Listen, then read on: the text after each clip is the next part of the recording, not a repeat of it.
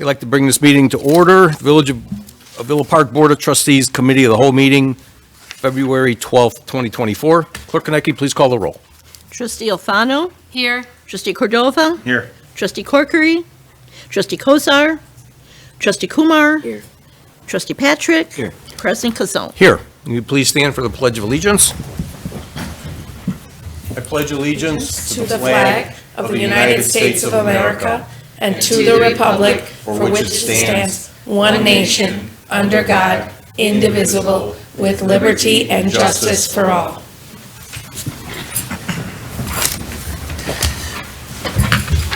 Tonight's discussion is our strategic planning environmental scan. Staff has prepared some pertinent financial and statistical data for discussion in preparation for the strategic plan retreat, which will be held on February 24th. Corey Plash will be at the Committee of the Whole is here to lead this preliminary discussion, to share some of the other data collected from village citizens and employees. Corey? Go ahead. Yeah. It's all yours. If you just introduce yourself. Oh yeah, no, I can give you a quick introduction. We went through a search for a firm to do a strategic plan update with the village. Last time we did this, we met in October the board met in October of 2019 with a plan that was published early 2020. Since then, we've made some progress on a number of those issues, but most of the people who were involved in making that plan are no longer elected officials with the board, and some significant changes have happened. We've been through the COVID pandemic and the shocks that put in the economic system. And moreover, we've also had a number of large projects that have been taken on, and we have it's time to update some information about the referendum projects and where we stand on that. So because of that reason, we went for a RFP. We got 4 responses back. CP2 was chosen, and Corey Porras Plash, which is where the 2 P's come from, was chosen, and her firm, and she's here tonight to talk about the data that she's collected from the public, from a variety of different sources, and the process to move forward, and some of the data that was provided with a lot of work and help from the village staff. And did I give you enough of a? Yep. Did I vamped long enough to get you started? Context officially set. All right, context officially set. Let me turn it over to Corey, who will give you some lead up, and then there'll be time for questions and comments from the board and the public. Absolutely. So thank you all very much. Very happy to be here. I have spent a lot of time going over survey results, talking with community members, talking with staff, looking at data. So this is always a lot of fun for me to go ahead and do. So a little bit of my background, started my career as a 911 dispatcher, 10 years in local government. I won't go through all of this, but I love local government. To me, it's the thing that is closest to our residents. And what I told my daughter when I went to grad school, she said, "What are you doing?" And I said, "You know how when you get up in the morning and you go into the bathroom to brush your teeth and you turn on the water, at the faucet and the water comes out?" She said, "Yes." I said, "I'm going to help make that happen." Right? And that's what we do. So very happy to be here with everybody today. So what I'm going to do is I'm going to go through the community survey results first. I will go ahead. There's going to be a couple places where I pause because I'm shooting a whole bunch of data at you, with which I know. But certainly if there is a slide that we're at that you want some additional information, please feel free to go ahead and stop me. So the biggest question is, who did we hear from, right? We had 914 total responses. So who we heard from was overwhelmingly residents of Villa Park. We also heard from some business owners, some people who owned property other than their home in Villa Park, but that was overwhelmingly who we heard from. How did the survey go out? We sent it out in utility bills, and there were also some pushes out on social media and on the website. And it was interesting for me on the back end to be able to see, I could tell exactly what was going on because we were getting spikes in activity, which is exactly what I would have expected to see. So gender, overwhelmingly female, 55 to 40% in terms of female versus male, and that is very common for survey results. I'm sorry, guys, but women just tend to answer surveys more than the men do. Age, this was interesting to me because this is pretty common. We tend to get a lot of a curve with this, but you notice that 45 to 50, there's a little bit of a dip there. And I actually called Manager Harline and said, can I ask, do you have a lot of rental properties in your community? Because what I find is if there is a community that has got some rental properties, that is a very consistent finding. So this is very consistent with what I would have expected to see, which is all good because we want to make sure that what is coming in is what we're expecting to see. There's not anything that looks a little crazy. Did not see anything. What's your living situation? Homeowner. Again, why, if you think about it, people who are, it certainly was pushed out again to the community at large, but people who are homeowners are invested in the community. They are the ones who really see themselves being here in the future, and they are more likely to then engage in a survey of this type.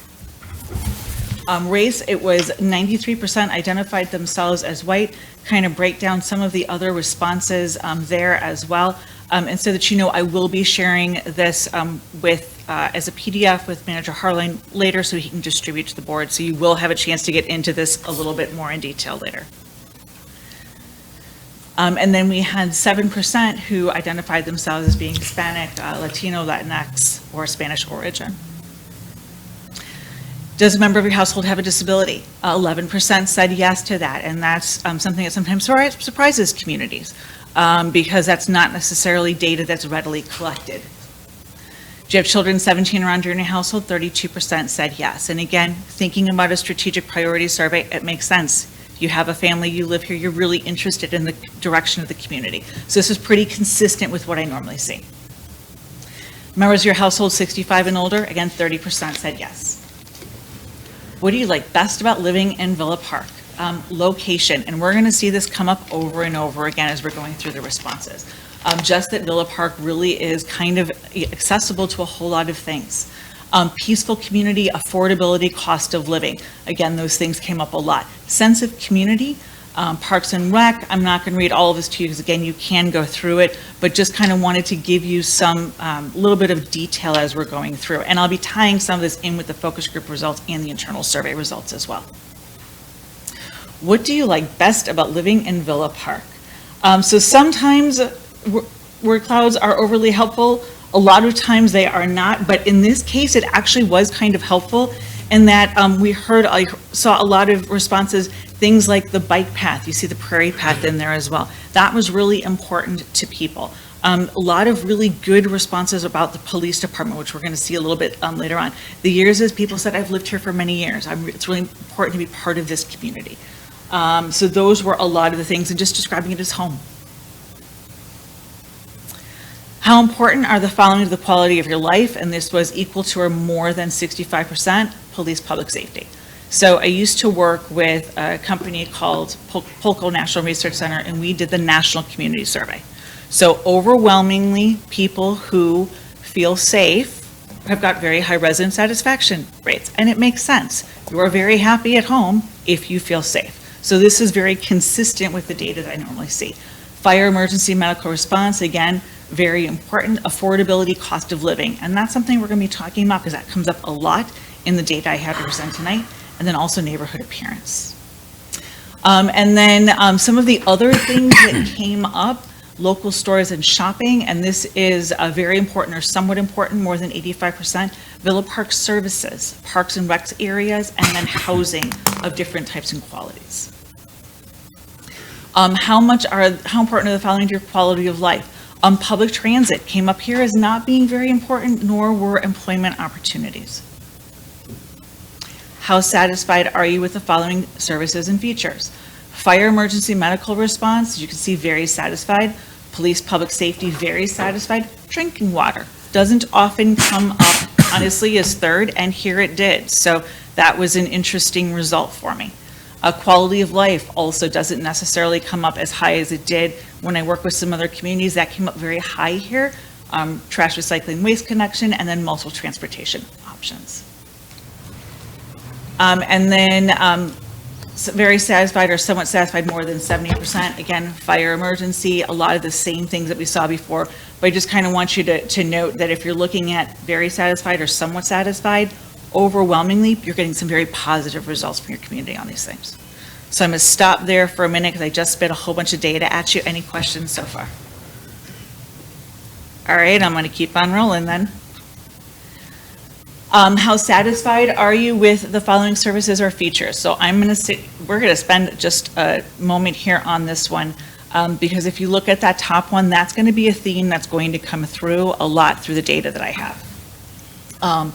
Condition of village sidewalks, we have got 30% saying they're somewhat dissatisfied and 24% saying they're dissatisfied. So you've got some negative sentiment around that of more than 50%, which is a pretty substantial number.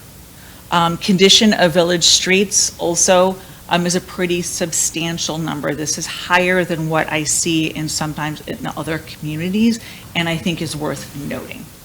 Arts and cultural opportunities, neighborhood appearance, and parks facilities were some of the other things that came up at more than 20%. Any questions about this? We will be talking about this a little bit more later, also in the focus group report. All right, I'm going to keep on going. What are the 3 most important things for a strong and healthy community? So people were able to pick 3 and only 3. And again, sense of safety and security makes sense. High quality schools. So why did we ask about the schools? The answer is because they're going to tell us anyway. So we might as well ask them here where it's just a little bit easier to be able to characterize the data. So that's what I did. High quality services is one of the things that was identified as were well-maintained residential and commercial properties. And that is also something we're going to be talking about a little bit more in just a few minutes.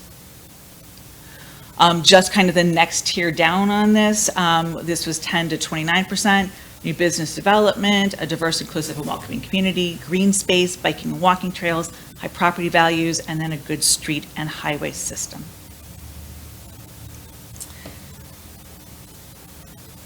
I've always got some notes here. Affordable taxes. That was the one that was most mentioned in the other category as being one of the most important things for a strong and healthy community. Which is why taxes is great big in the middle there. So should probably say for those of you who are not familiar with word clouds, the way that they work is the bigger the font, the more people said it. And affordable taxes came out very loud and clear. Sometimes it was said in slightly different ways, which is why it doesn't necessarily say affordable taxes, but that was essentially what the gist of it was. How important are the following to the future of Villa Park? A safe community, again, 90% are saying it's essential. A good place to raise a family, affordable village services, well-maintained community, and again, asked about the schools because people are going to let us know, so we might as well do it this way, collect the data. Do you, extent to which you agree or disagree? High-quality school system is an important factor of the success of a community. This is pretty consistent with what I see that is one of the more important things. Village should invest in projects and programs that enhance the quality of life for all community members. And it's funny because if you actually look at this question, it actually is a multiple choice grid. You don't have to necessarily agree with this, right? And so people kind of have a choice, and people will sometimes say, well, isn't everybody just going to say strongly agree? But they don't. They really do, when you go through and you look at the data, they really do wind up prioritizing for you. So providing a safe and healthy environment is the highest priority of the village government.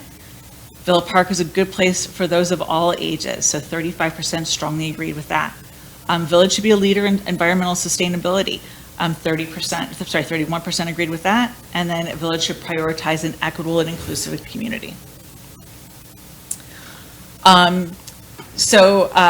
Again, this is just kind of taking a swipe at that data, looking at strongly agree and somewhat agree.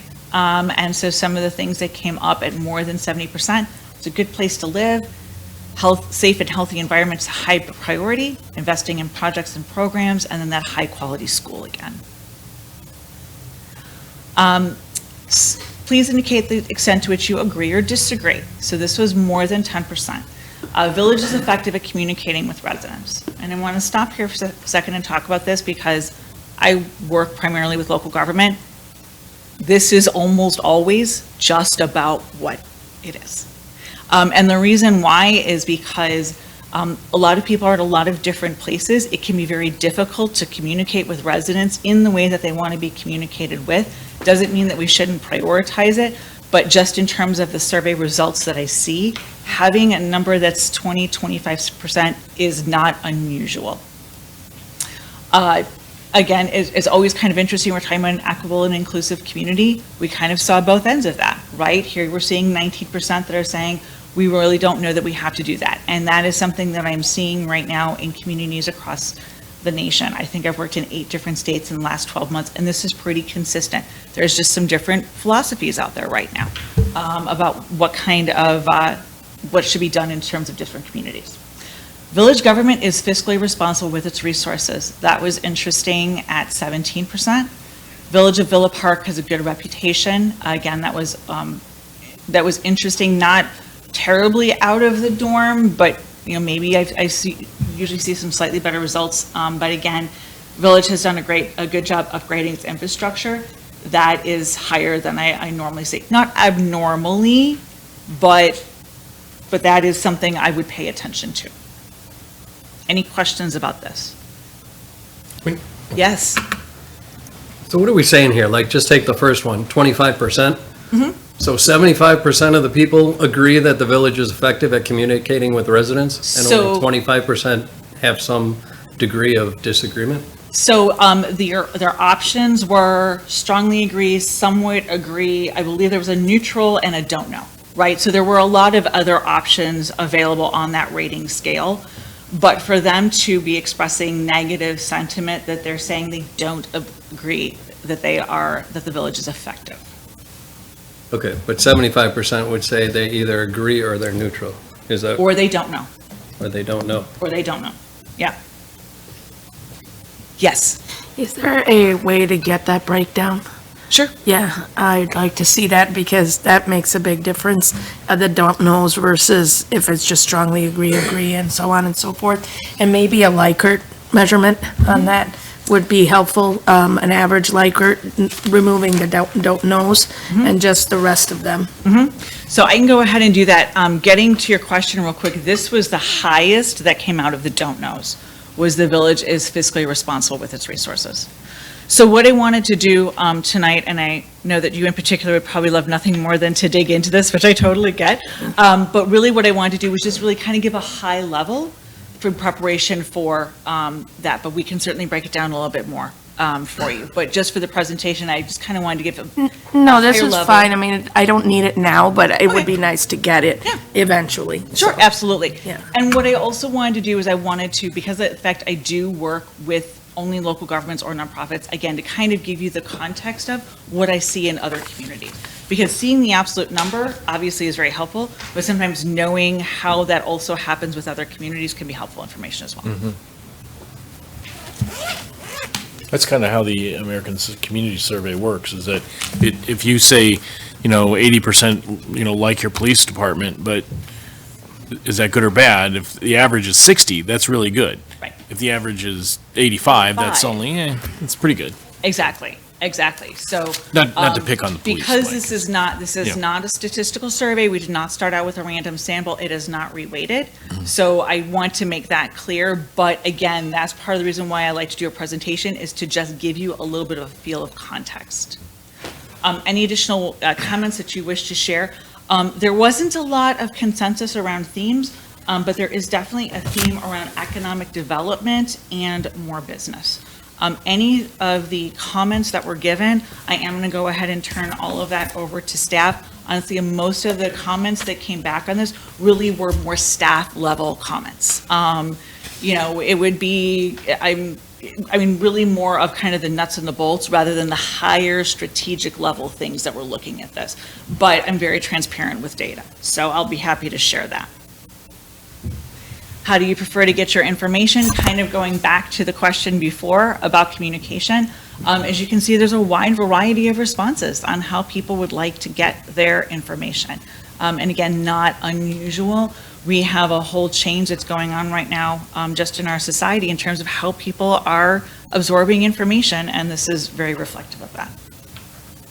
Yes. Is there an age, do you have an age breakdown with this? Because I think that's going to make the difference in the Yep. type of communication. Yep. And it might help the village to have that breakdown, because then they know who to send letters to Yep. and who to send social media to.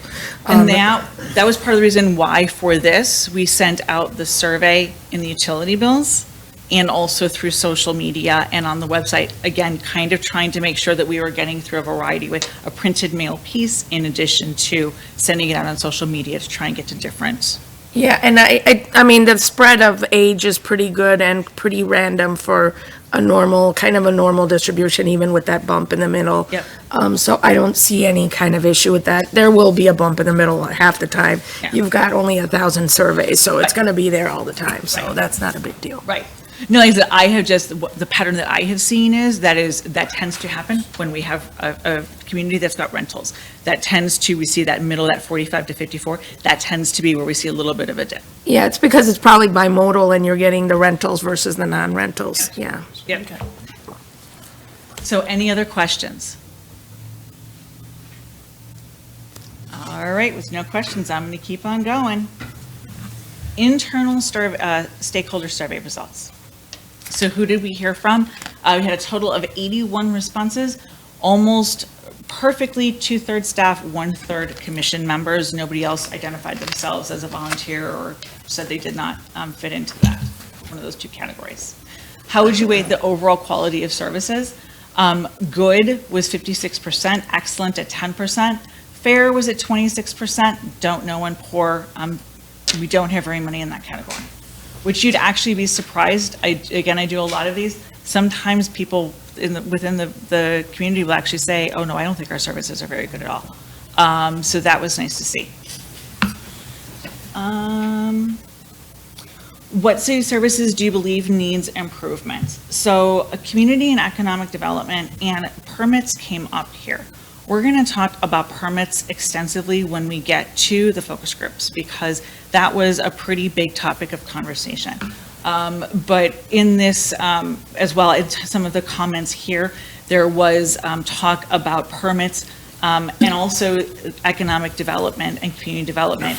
Is it easy to make changes to a residence or to come in as a new business and to make changes to a building? So that's one of the concerns that was coming through, again, all of the ways that we collected data. And part of the reason why I like doing both the survey and focus groups is because sometimes with getting the different data, you have this here, but it's really in the focus groups that you kind of understand the why. You get a little bit more of the context for it. And then we had some comments about staffing and opportunities for improvements in all departments. So kind of just this theme of, we feel like we could be doing better. How would you like the overall quality of life? And again, overwhelmingly good or fair, 5% excellent, and then don't know and poor. So Woody is something that you feel that Villa Park does really well. Everybody said events. That came through very, very clearly, that they really felt that was something that set Villa Park apart. Also a great community atmosphere. You can also see some other things in there, police, fire, some other things, but events really came out here.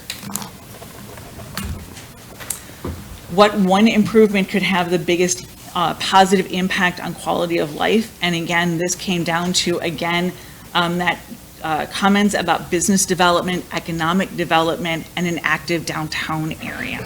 That came up a lot in the data in all three, the community survey, the internal survey, and the focus groups. Over the next 3 to 5 years, how much of a priority should each of these be? Public safety, infrastructure, economic development, financial sustainability. No big surprise here. This is really consistent with all the other results that we've seen so far. Again, just kind of taking the next layer down, and they saw improving resident trust in Villa Park as being a high priority, as well as improving service delivery to residents and then recruiting of village staff. So this was indicated as a high priority of 40 to 59%. How much of this should be, how much of a priority should this be? Medium and high priority of over 90% was financial sustainability, economic development, infrastructure, public safety. And then these were indicators of low priority or not a priority. Again, improving resident trust in Villa Park. So you kind of have this difference, right, of opinion, where some people are seeing it as an issue and others are not. Managing community growth was one that came up as not one, and that is a little bit different than what I see in some other places, but I think is very consistent with Villa Park. They want what I heard a lot of is wanting the community to grow, but in the right way, wanting to have more businesses, maybe active downtown, those types of things. Climate change, we're hearing pretty clearly here, not so much of a priority. Villa Park operates with openness and transparency. If you can see, overall, strongly and somewhat agree, neither agree nor disagree. I sometimes see some pretty high numbers here on somewhat disagree and strongly disagree. So I would say that, your staff and your commissions are seeing that you're operating with more openness and transparency than I see in some other communities that I work in. Want to make sure I'm saying this correctly. And these are all the results of just the staff and, This is just you guys, yeah. But again, I'm just kind of trying to give you a little bit of a flavor of some of the other things I see as well for context. Villa Park does a good job of communicating with residents. Again, a little over half says strongly or somewhat agree. Yeah, Villa Park does a good job. Villa Park is open to new ideas and ways of doing things. Again, this is, you always like to see these numbers higher, but this is pretty consistent with what I see. Local government is not necessarily known for setting the world on fire in terms of innovation, and a lot of times this is reflected here. These are some really important questions. So I always put these in because this kind of gives you an idea of some potential issues you may have on the horizon. So I'm likely to stay with Villa Park for another year. Having 66% strongly agree and 10% somewhat agree, you guys are in a much better situation than a lot of communities that I see. Don't want to discount the fact that we do have some people, kind of over on the other side, but we don't know why. That may be retirements, there may be some other things, but a lot of times right now especially, I am seeing those numbers much lower in terms of the strongly and somewhat agree. I would apply to this position again. Again, we've got, almost 2/3 that are somewhat or strongly agreeing with, yeah, I would apply to this position again. Those numbers are better than what I generally see. It's tough right now to work in local government. So if we kind of take that in that context, this is a little bit better than what I normally see. And then I would recommend working at Villa Park to friends. And again, we've got almost 2/3 are saying, yeah, I would recommend it by saying they would strongly or somewhat agree. And then would you recommend the Village of Villa Park as a place to live? The great big old yes in the middle tells you everything that you need to know. Overwhelmingly, the response was, yes, they would recommend Villa Park as a place to live. And then this question, I'll be honest with you, it was kind of all over the place. Numerous comments without any real clear themes other than they would like to see better communication, better unity within Village among staff, and also a focus on people, including, trying to get some notes here, staff and residents, just making sure that we are always keeping our people kind of front and center. Any questions? Yes, please. So the difference, there are differences between the staff results and the community results. Where are the major differences you saw? I saw communication as one of those major differences. Where else did you see differences? I think that the differences that I would say are pretty, I saw a lot of consistencies when we're talking about things like economic development, community development. Some of the differences that I see, I actually didn't see nearly as much about infrastructure. Internally, I saw a lot of that externally. Certainly, I saw some comments about it, but not to the extent that I saw in the community survey. That was probably the biggest difference that I saw. Okay.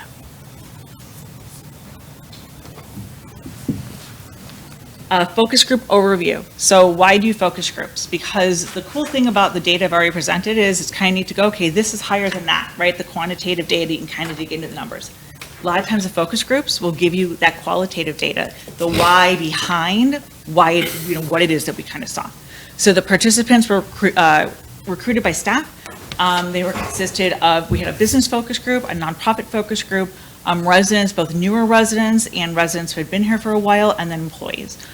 Those were actually done all at my request, those particular groups. And the reason why is businesses are going to interact with the organization in a totally different way than residents do, just because they're businesses.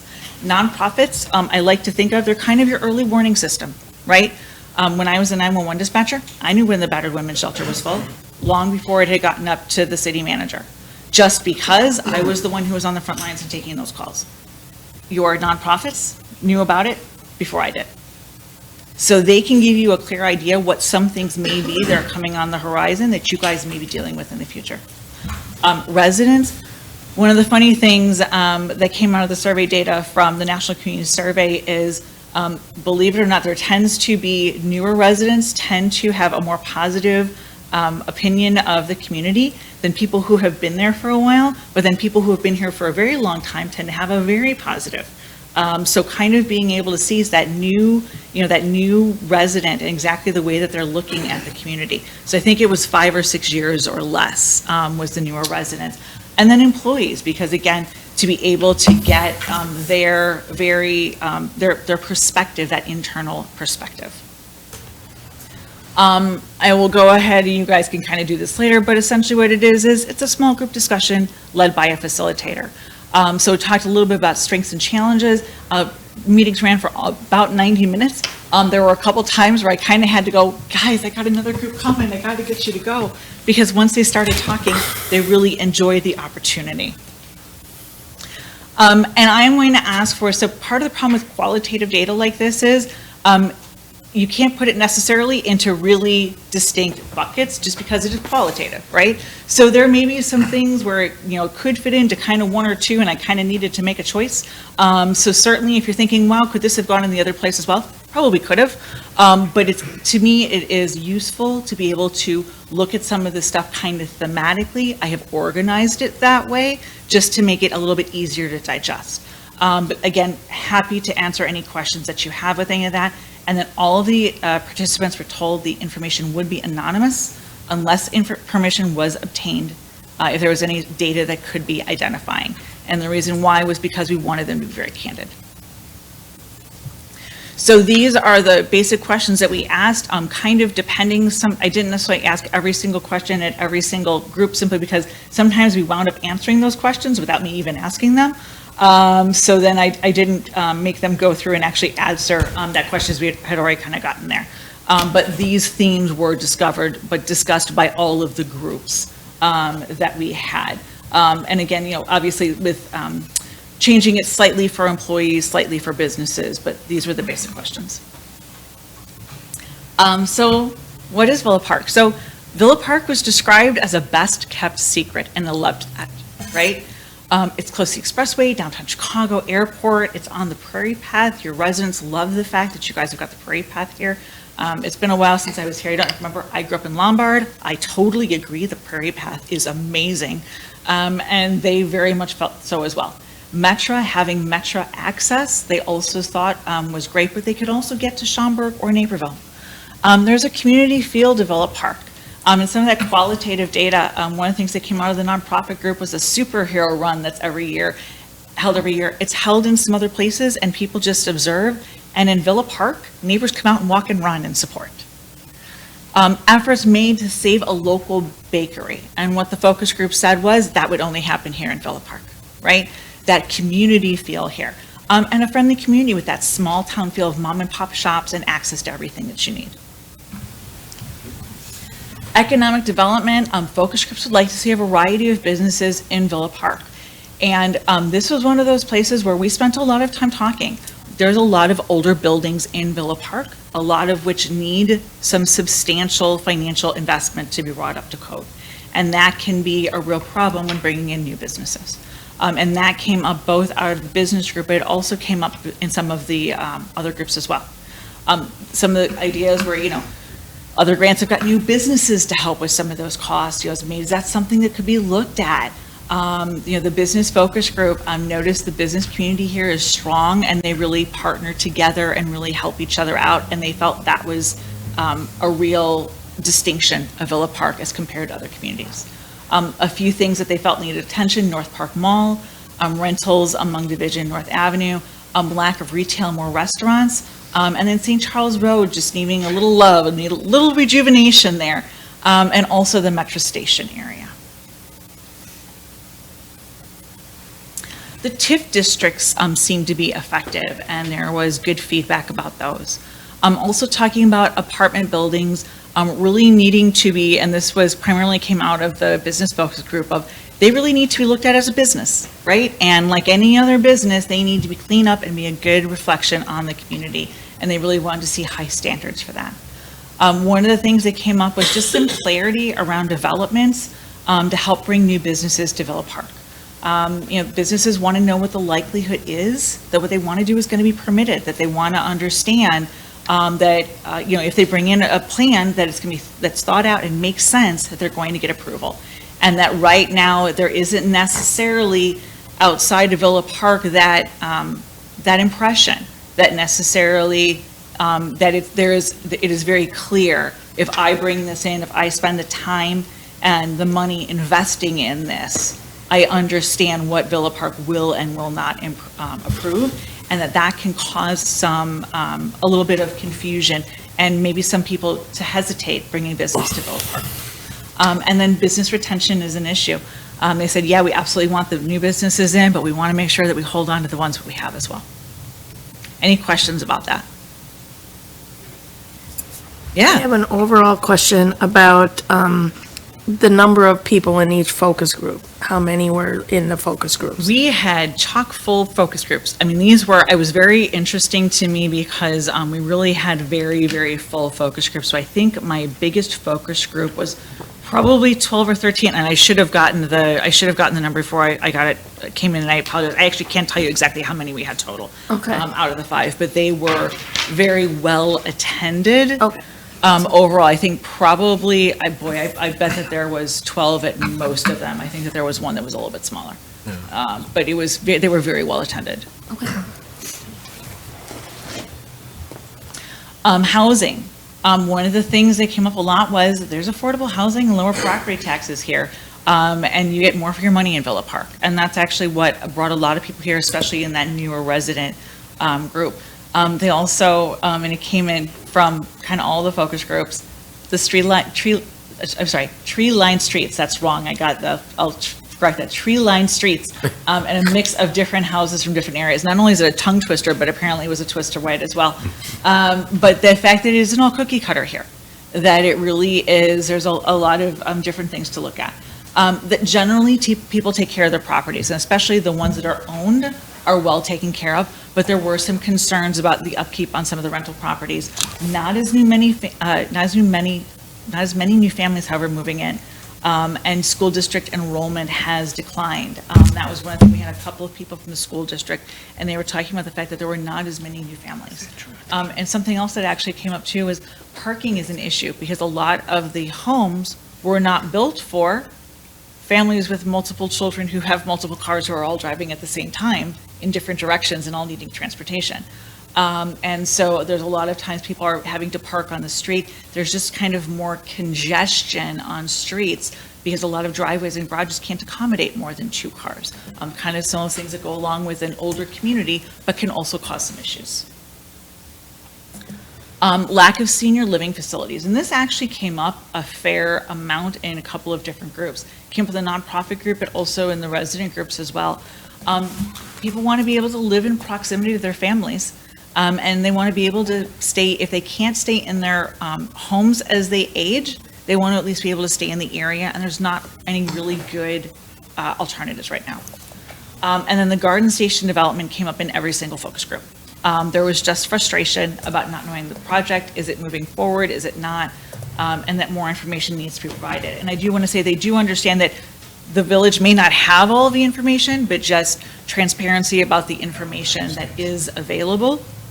And even if it's something where, the developer has put the project on hold, at least if the developer has put the project on hold. And I don't know the status of that, but they just, it was such a high visibility project, just kind of wondering, what the status of that is.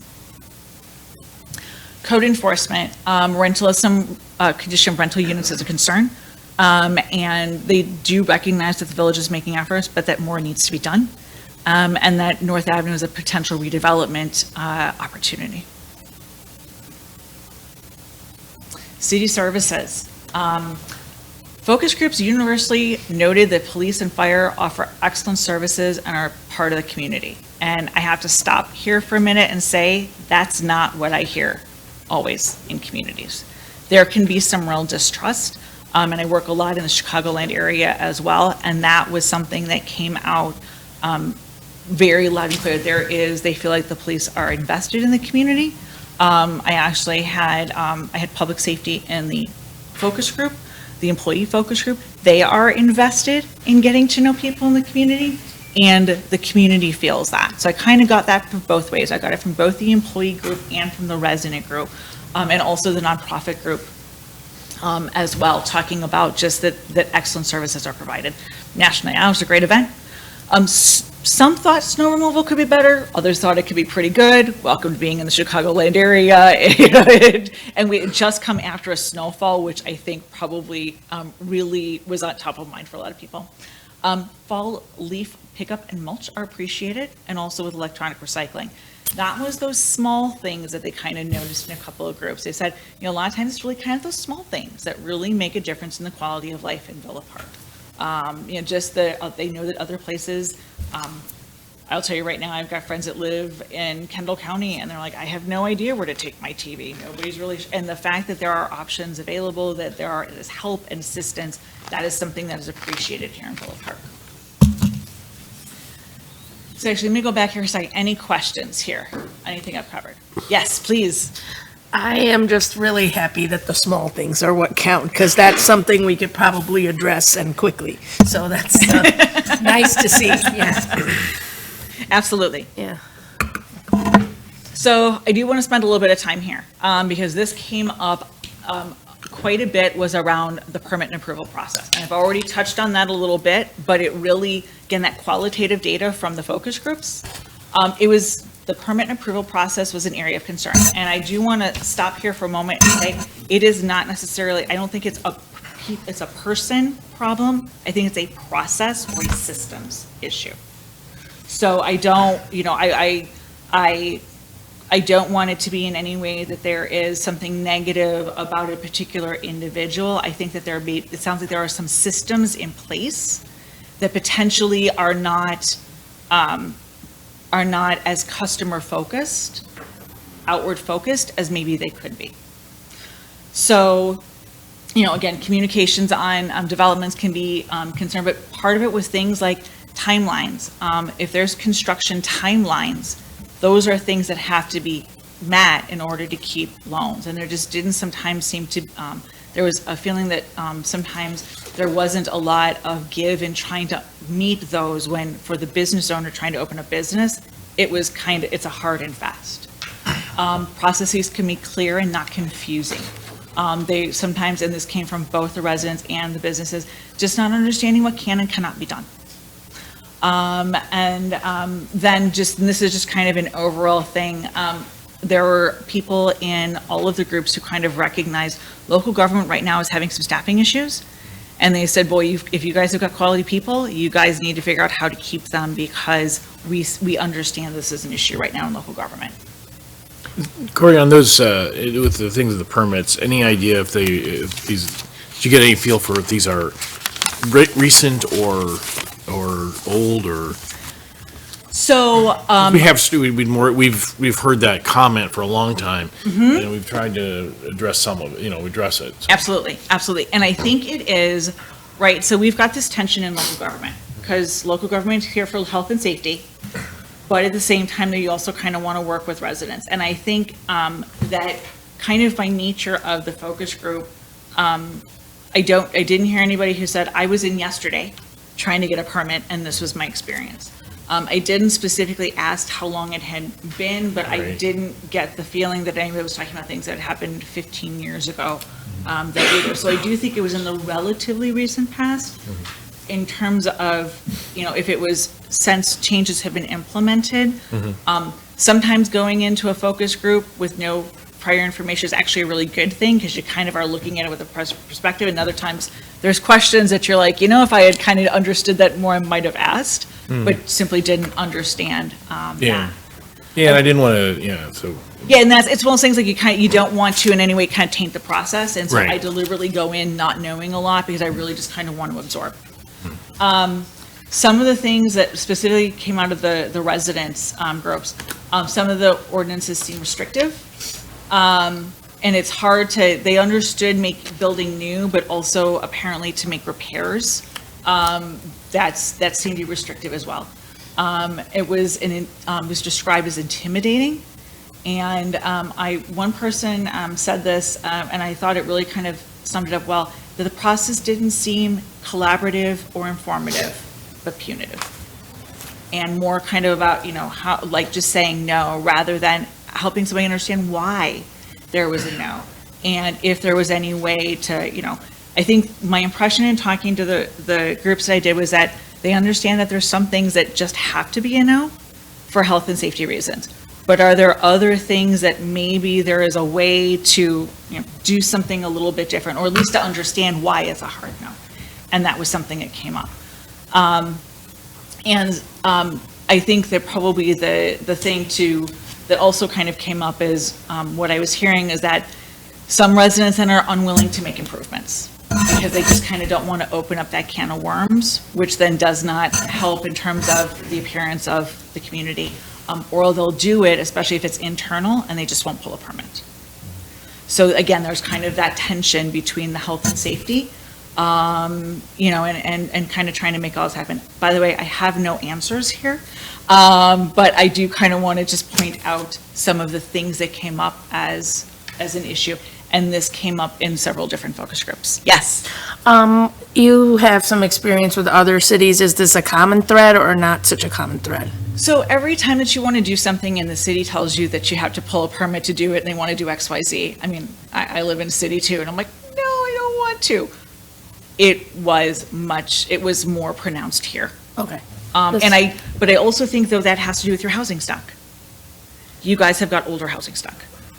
No, it's fine. I just wanted to know if this is a real priority because it is kind of more pronounced than other communities, Well- which that means we need to invest something into Yeah. getting it fixed, I would say though that because of the fact that so much of your housing stock is older, it is that this is more of a concern.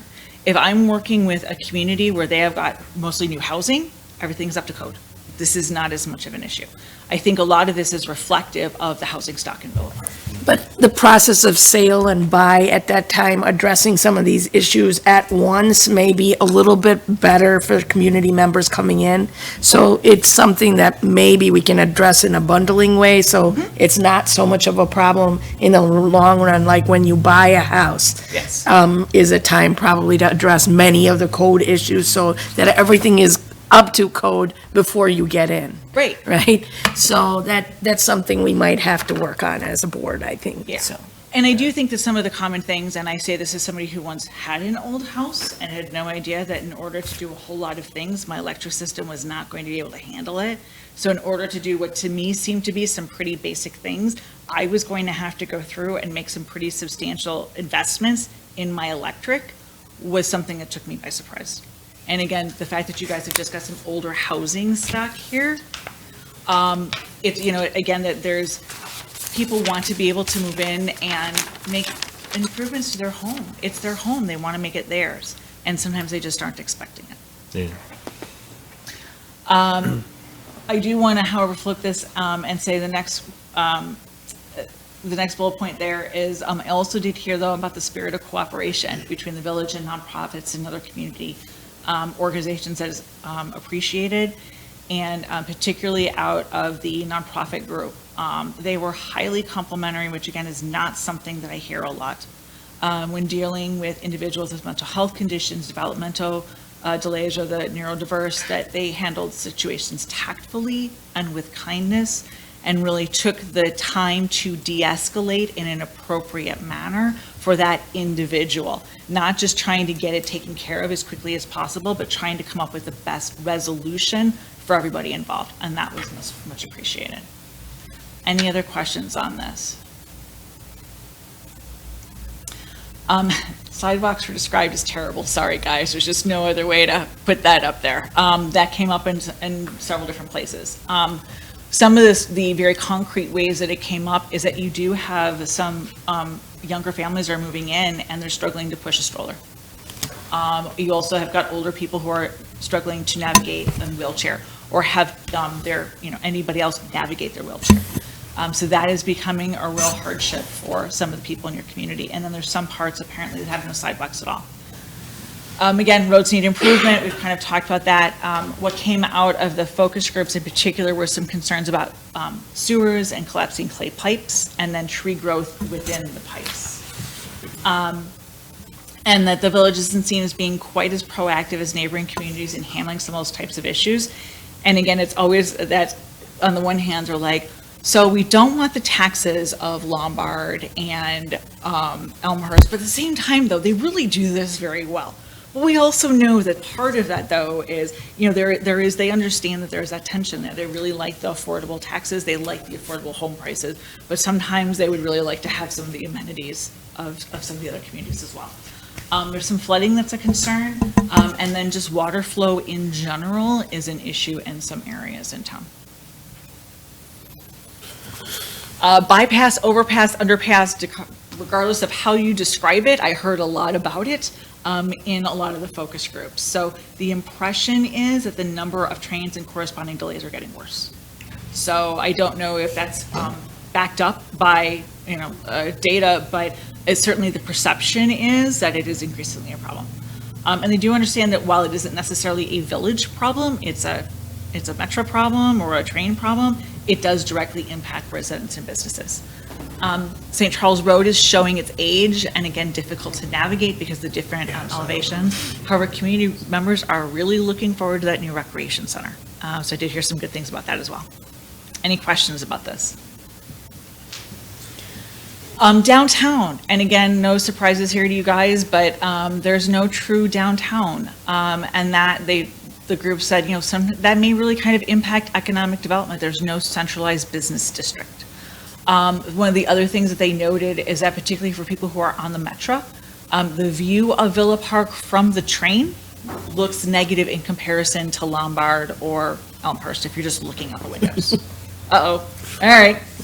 I'm just, there's a huge train yard in the pits as you go into Elmhurst. Yes. I think, I don't know. You may get angling for property that's not yours. Is that what I'm hearing? There's one piece of property in particular. There is also a That we quarry on the way. Yeah. And that doesn't have a real look, it's a quarry. I'm not gonna lie, I live in Batavia and you guys are on my way and I do come through, and yeah, I mean, there certainly are certain parts of the train line that are just downright pleasant, and there's other parts you're like, yeah, you know what?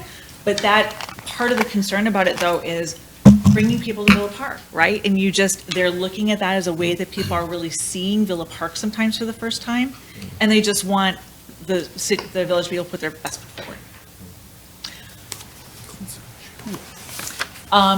Parks, again, some feedback that maybe they're not mowed as consistently, lines aren't marked for games, and there's this thing here, and this is one of those things where my job sometimes is to tell you guys about the misconceptions that are out there, not necessarily what the reality is. And what I found later on was, because again, I don't live in Villa Park and I don't work for the city, but it sounds like a lot of those things with lines are because the youth sports are run by parents. But there is this perception though, that maybe it's run by the park district. And what's up, a couple people who actually knew that said programs would probably be improved if the park districts actually ran it. They did appreciate having a printed brochure. And then they were wondering if maybe there were some opportunities to create some amenities that one community couldn't do alone, like a hockey league. That's becoming much more, that's becoming much more desirable in Northern Illinois right now is hockey, youth hockey. And then kind of miscellaneous, no central location for information about upcoming community events. And that, again, this isn't necessarily a village problem, but they were wondering if the village couldn't necessarily help to, maybe organize or kind of spur motion in that direction, where people could add information. Again, not necessarily the village doing it, but to kind of do that because there was an event that was coming up and half the people didn't know when it was happening because nobody's really sure what organization was sponsoring it. Demographics of the community itself is changing, but overwhelmingly the diversity of the community is seen as a strength, which is not always the case in a lot of the communities that I go to. And they also like the fact that Villa Park is unique. There's a lot of diversity in terms of cultural, socioeconomic, and ethnic diversity, but again, they really look at that as being something that adds to the atmosphere in Villa Park. I just thought this was interesting. Willowbrook High School has students that speak 51 languages. But again, just another example of the increasing diversity. And then 2 focus groups discussed at length the opportunities that this provides, and maybe a vision for the community that celebrates this unique environment. This is maybe something that's a little bit different than what some other communities have got, and maybe it's something to really celebrate as a result. Some emerging challenges that came up was more homeless individuals, more individuals with mental health issues and concerns, and that it's unclear how to address those needs. Just the absolute numbers are increasing, and however the capacity isn't. And again, this isn't necessarily a local government problem, but this is something that local government services are going to have to be provided. And then nonprofits are being squeezed more financially by children with low-income families that need help. There's only so many low-cost services available, and there is a marked increase in students that need family therapy and counseling. That was actually in a couple of different groups just post-COVID. There's just a lot more people who really need a lot of family therapy, and it's not always readily available. And then also food security insecurity is going up, and that is something that should be on your radar as well. Any questions about that? So the very last thing I do with my focus groups is I put them into your shoes and I say, okay, so one of the things that the village board is going to have to do is they're going to have to prioritize, because you get a whole bunch of things that have to be done, but there's a limited number sometimes and they have to prioritize. So if you could choose 3 things for Villa Park to focus efforts and resources on over the next 5 years, what would they be? And it's very funny because this question takes a ton of time. It is really hard for people to narrow it down to just 3 things. Because, I mean, I know you guys understand that because you have to deal with that all the time. But for them, though, after going through and talking about all of these wonderful things that they want to do, to have to just put it down to 3. So what I did is I have got, everybody got just 3. I would take 2. I would not take 4. I wanted 3. If you see an asterisk, sometimes there was an area of specific staff concern. I noted it, and it's actually, it should have been the top 5 or 6 responses, not 4, are highlighted in yellow. So human resources, and this very much came out of the employee group. Staffing, meeting national staffing models. And I want to talk about that for just a second, because especially for public safety, that's just a challenge, that the unfunded mandates, the training requirements are becoming more and more onerous on them. And so that was one of their concerns. Employee recognition, consistent policies and procedures. That was a conversation that came up, is just a feeling of being siloed. That different departments have got some different policies and procedures, and they really wanted something that was uniform, and then also came into organizational cohesiveness. Dedicated HR manager just is because right now it's one position that's split into 2, and that maybe it would be better if we had one dedicated position, and then staff salaries, comparable pay. Economic development, this was far and away, 11 is the number one, and when I've got a number next to it, that's how many people said it. If I have a number next to it and a bunch of things underneath it, I actually had 11 people who said economic development or something pretty close to it. And then I had other people who said something that was in that general category, but was distinct enough that I didn't feel comfortable throwing that into just economic development. So that's a little bit of the method behind the madness of the numbers that you see there. But filling the vacant space first, that there's some open spaces that they want to see filled. Again, that downtown area, business retention and support, and then allocating funds for investment in the St. Charles corridor. Community engagement and communications, and this, this is more talking about the communication between the village and residents by and large. Status of key developments against Garden Station came up a lot, and then village bringing together those nonprofits and kind of community outreach. Again, not that it's necessarily the village's role, but that they could kind of spur that. Village operations, internal communications, again, that came mostly out of staff. Strategic plan with defined goals and roles, that's what I'm here for. We're going to deliver on that. Improved community image visibility, update village technology. So one of the things that came up as part of this was there is an opportunity to really be able to leverage technology.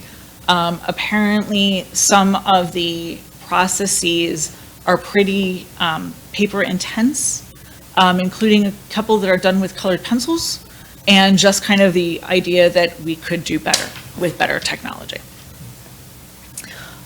Being customer focused, and that's with both business and resident, really kind of thinking it through from the viewpoint of the person that you're dealing with and trying to put it into the words that they understand. We understand a lot of terminology just because we talk about this stuff all the time, but really trying to put it into a language so that it's clear to somebody without that understanding. Updated parks and rec programming, pretty self-explanatory. Consistent equipment fleet replacement, again, that was something that was that came out of the staff. And then facility updates. Infrastructure, sidewalks, roads, mobility.